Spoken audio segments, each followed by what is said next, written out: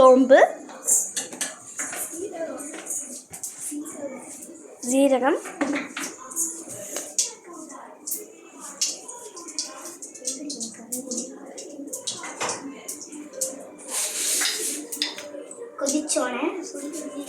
கொதிச்சோடனே வெங்காயத்தை போட்டுடலாம். போட்டு அது கொஞ்ச நேரம் வதங்கட்டும்.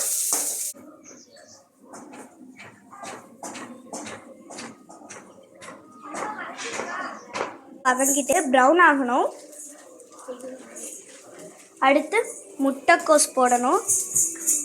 தக்காளி போட்டுட்டு முட்டைக்கோஸ், இஞ்சி எல்லாம் போட்டுடணும். எல்லாத்தையும் இப்போ கொட்டியாச்சு. கொத்தமல்லியும் போட்டாச்சு லாஸ்ட்டாக. அடுத்ததாக கேரட் போடுவோம்.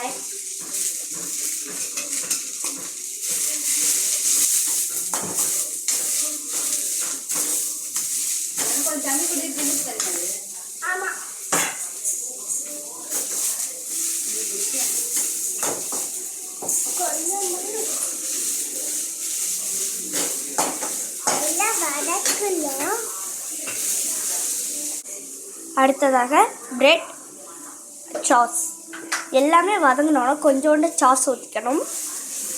ப்ரெட்லையும் கொஞ்சோண்டு சாஸ் வச்சுக்கலாம். வீடியோவில் பார்க்கும்போது உங்களுக்கே தெரியும். மஞ்சத்தூள் போட்டுக்கலாம்.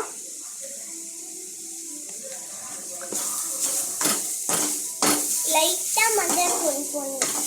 நிறையா போட்டால் நல்லா இருக்கும். வச்சுப்பாங்க.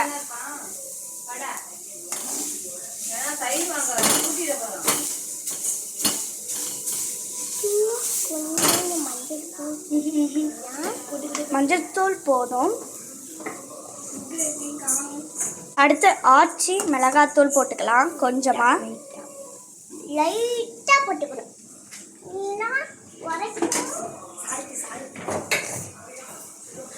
அடுத்து கொஞ்சமா சால்ட்டும் போட்டுக்கலாம்.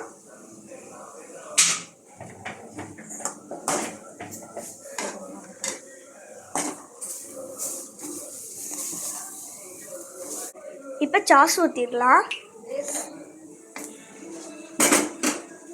சாஸ் கொஞ்சமாக ஊற்றலாம். இது கொஞ்சம் சில்லி சாஸ் தான். கொஞ்சமாக ஊற்றியாச்சு. இப்போ கலரிடலாம் நல்லா போட்டு.